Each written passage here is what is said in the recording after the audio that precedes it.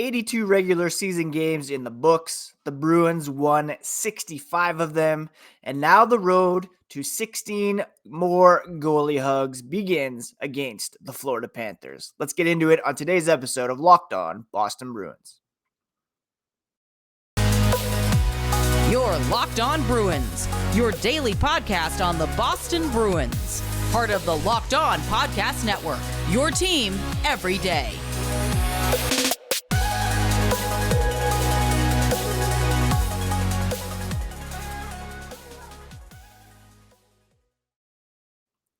What is up, Bruins fans, and welcome back to the Locked On Boston Bruins podcast. I'm your host, Ian McLaren, and this is a daily show where we discuss all things Spoked Beat.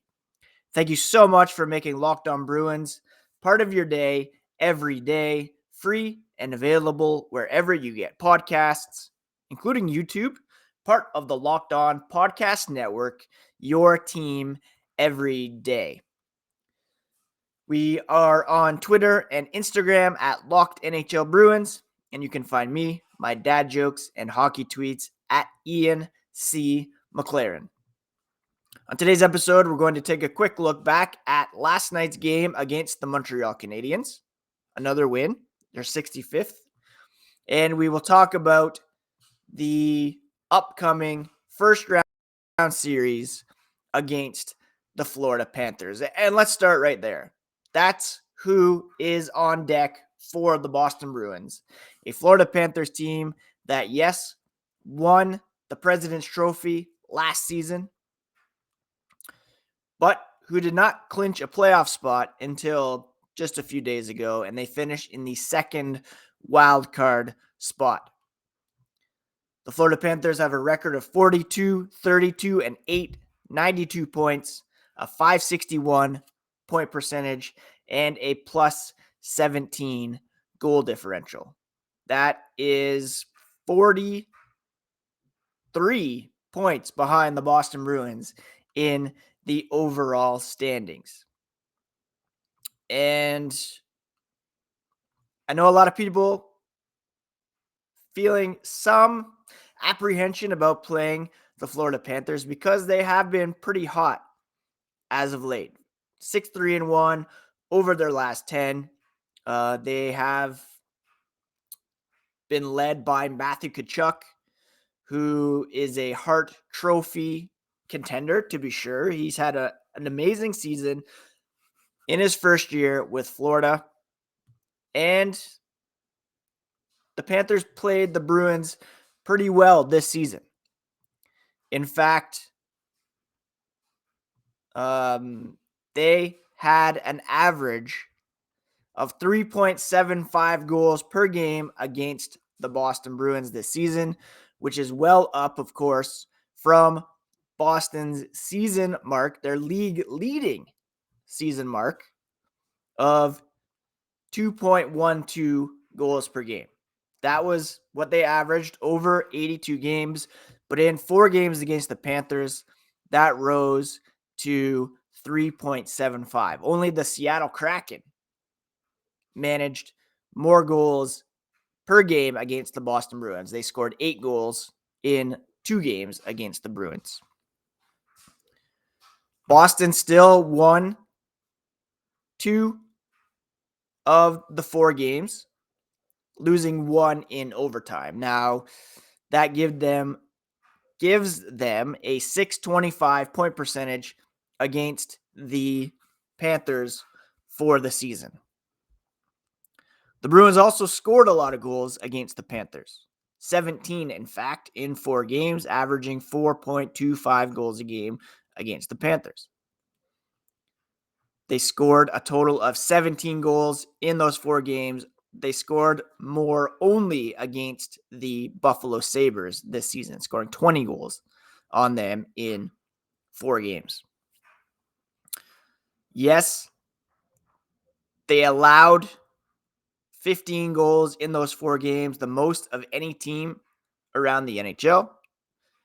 Ottawa Senators, the only team that came close at 12 goals in 4 games against the Bruins. In fact, the Bruins had identical 2-1-1 record against the Ottawa Senators this season. Against Toronto, they went 3-1. Against Tampa Bay, they went 3-1. Against Carolina, they went 2-1. Florida and Ottawa, taken 2 of 4 games from our Boston Bruins this season. They split season series with Nashville, Edmonton, Chicago, Arizona, Seattle. But again, no team scored more goals on the Bruins this season than the Florida Panthers. That gives us reason to pause, cause for some concern. But the reality is defense, goaltending wins in the postseason, and the Bruins ranked second in goals per game this season, second only to the Oilers, and they allowed 2.12 goals per game against the entire NHL, including those games against the Panthers. You add that all up, and you get 2.12. And when you look at Florida's goaltending, it doesn't really blow me away. Alex Lyon has been riding shotgun for the last several games, taking over the starting duties from Sergei Bobrovsky. And Lyon's been okay. He went 14-9-4 with a .912 save percentage. Sergei Bobrovsky, their $10 million man, at .901. Did they start Lyon, who has 0 playoff experience? Did they turn to Bobrovsky? Either way, I'm not too worried. And keep in mind, the games that the Bruins played against the Panthers mostly came prior to the trade deadline, where the Bruins got even better, adding Dmitry Orlov, adding Garnet Hathaway, adding Tyler Bertuzzi. And if everybody's healthy, I still believe the Bruins have the best roster in the NHL and should dispense of the Florida Panthers, I think, in 5 games. I know I've seen some people saying 7 games. I've seen some people saying it's going to be tight, blah, blah, blah. Again, the Bruins played all of their games against Florida prior to the trade deadline. They've gotten even better, and I think I'm not too worried about that. We're going to preview this game more fully, or this series rather, against the Florida Panthers with Armando Velez of Locked On Panthers. You can catch that on Monday's episode, but I'm not too worried about the Florida Panthers. Maybe it's the strength of the coffee I had this morning. Maybe it's the fact they finished 43 points ahead of the Panthers. The Bruins have a plus 1. How would they finish with? 128 goal differential compared to plus 17. Yes, the Panthers score a lot of goals, but they give up a lot of goals. And I'm putting my trust in Boston's defense, their goaltending, their penalty kill. Matthew Tkachuk's going to get under people's skin, but the Bruins have a bunch of guys who can get under their skin as well. Keep in mind as well, the away record for the Panthers this season, 19-3. The Bruins have home ice advantage and should be able to take care of the Panthers, in my opinion. We're going to talk about last night's season finale and some other Bruins news and notes here in a moment. But first, a quick word about one of today's sponsors, which is eBay Motors. For a championship team, it's all about making sure every player is a perfect fit. It's the same when it comes to your vehicle. Every part needs to fit just right. So next time you need parts and accessories, head to eBay Motors. With eBay Guaranteed Fit, you can be sure every part you need fits right the first time around. Just add your ride to My Garage and look for the green check to know the part will fit or your money back. Just like in sports, confidence is the name of the game when you shop on eBay Motors. And with over 122 million parts to choose from, you'll be back in the game in no time. After all, it's easy to bring home a win when the right parts are guaranteed. Get the right parts, the right fit, and the right prices on ebaymotors.com. Let's ride. Eligible items only. Exclusions do apply. Thank you so much again for making Locked On Bruins part of your day every day. For everydayers, Monday on the show, you can expect a preview of the Bruins Panthers series with myself and Armando Velez of Locked On Panthers on a special crossover playoff preview episode. Now, the Bruins did play last night in Montreal, wrapping up a historic 2022-23 regular season with a 5-4 comeback victory over the rival Montreal Canadiens, finishing with an all-time best 65 wins and 135 points. It was also their 31st road win of the season, tying the 05-06 Red Wings for the most in a single season in NHL history. Of course, the big story in this one was Patrice Bergeron leaving the game following the first period with an upper body injury, and he did not return. The team deemed it to be precautionary. Head coach Jim Montgomery said after the game that 37 is fine. He wanted to go back, but I said no, end quote. I kind of thought it might have been a situation where he relishes playing in Quebec, his home province, and the plan might have been for him to skate one period and then come out. That's not exactly what Jim Montgomery is saying. He wanted to go back in. They kept him out as a precaution. Fingers crossed he and David Krejci can be ready for game one, which will be Monday night at TD Garden. Now, the Bruins did fall behind in this one in the third period after giving up a shorthanded goal, but the Bruins responded with two unanswered tallies for the win. Charlie Coyle tied it up with a beautiful dangle, and then David Pastrnak struck for his 61st of the season to put the Bruins ahead 5-4. It was their 24th comeback win of the year, tying a club record. The Bruins, all season long, have never been out of games, and they have that will to win that I believe will translate well into the playoffs. Pastrnak finished with 113 points, 15th highest total in Bruins history, most since Adam Oates in 1992-93. Oates had 145 that season.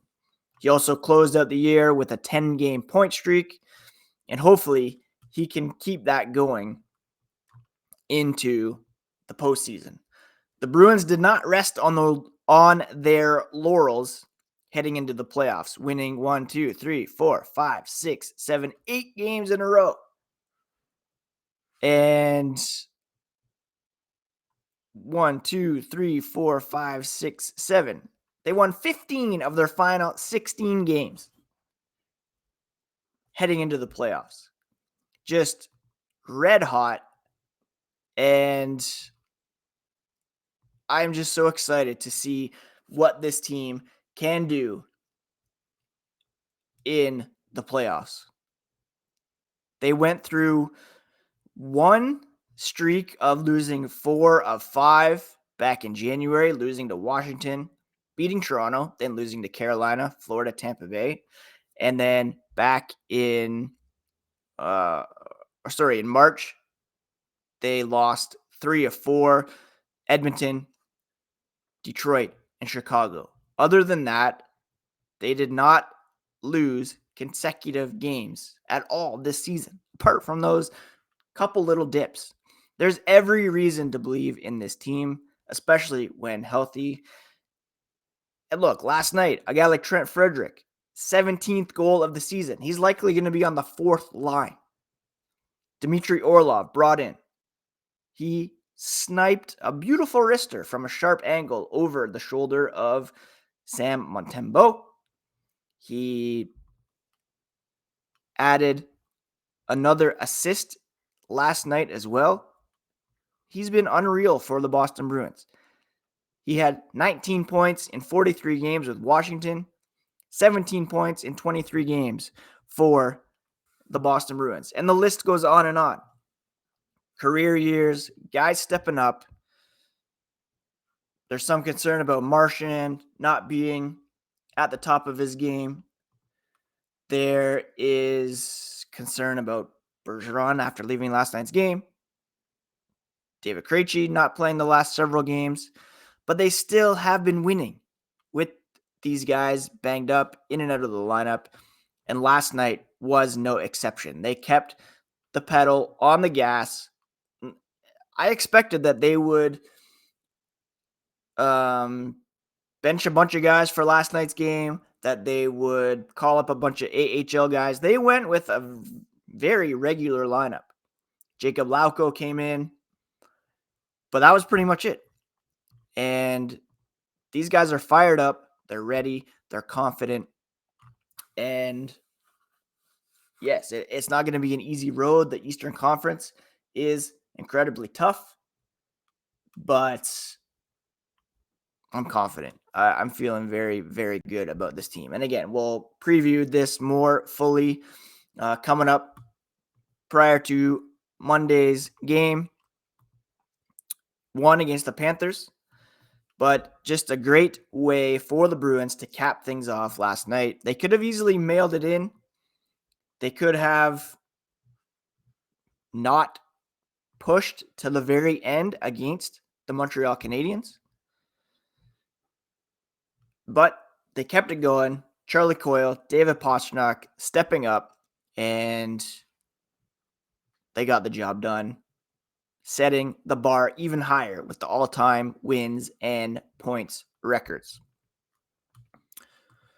All right, we're going to wrap up here after the break with some news and notes from last night's game and a quick look at what the Bruins were saying about the Panthers. Thank you so much again for making Locked On Bruins part of your day. Please do subscribe so that you don't miss a thing, especially to the YouTube channel where I'll be posting bonus content throughout the playoffs. Just seeing now the Penguins, Fenway Sports Group, clean sweep of the front office. President of Hockey Operations, Brian Burke, is gone. General Manager, Ron Hextall, is gone. Assistant General Manager, Chris Pryor, all let go by the Pittsburgh Penguins after a very disappointing non-playoff appearance for Pittsburgh. So that's something to keep an eye on for sure. Now the Bruins, certainly in line to win some hardware this season. Linus Ullmark in the running for Vezina. Jim Montgomery should win the Jack Adams. Hampus Lindholm should be on the Norris ballot. The Bruins already winning one trophy, the William M. Jennings, which is presented annually to the goaltenders who play a minimum of 25 games for their team and allow the fewest goals during the regular season. Bruins allowed a league-low 177 goals to finish ahead of the nearest competition, the Carolina Hurricanes.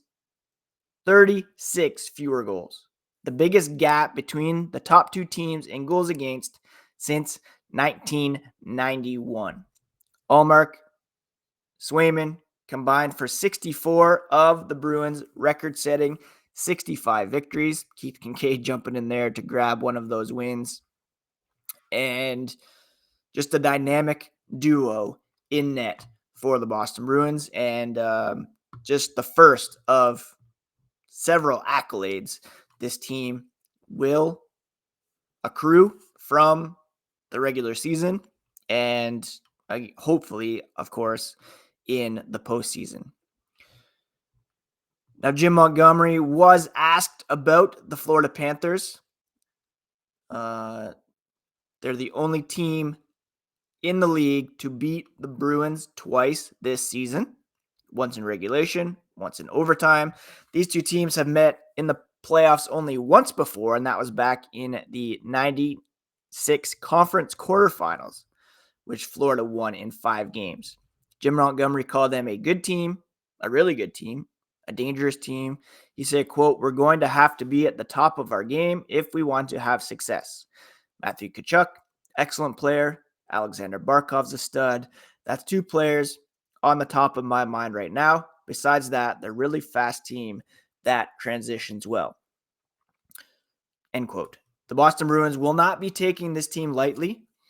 And I've said it before, to doubt the Boston Bruins is to doubt Patrice Bergeron, David Krejci, Brad Marchand, Nick Foligno, Charlie McAvoy, David Pastrnak. The list goes on. And you can see it right here in this fantastic The Boys shirt that was sent to me by friend of the program, Marianne. Thank you so much for sending that in, along with a beautiful note. I'll be wearing that each and every game day. Those of you watching on YouTube will see that I'm freshly shaved to grow in a new playoff beard. And I just cannot wait for the puck to drop and for the Bruins to prove that they are indeed the best team in hockey this season. Again, it's not going to be easy. Is it guaranteed? Of course not. But I feel very confident in this Bruins team. I try to be glass half full as it is. I'm feeling glass very full at the moment about this team.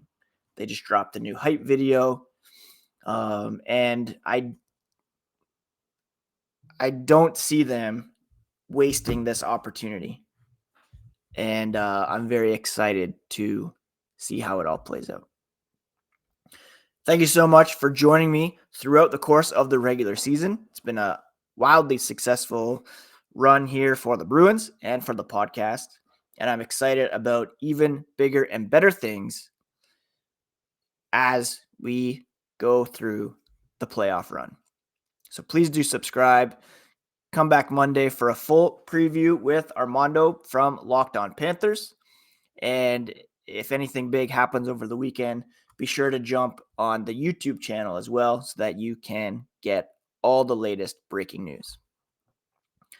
That's it for today, my friends. Have a great weekend. Take care of yourselves, take care of each other, and we'll talk to you again here on Monday's episode of Locked On Boston Bruins, part of the Locked On Podcast Network, your favorite team every single day.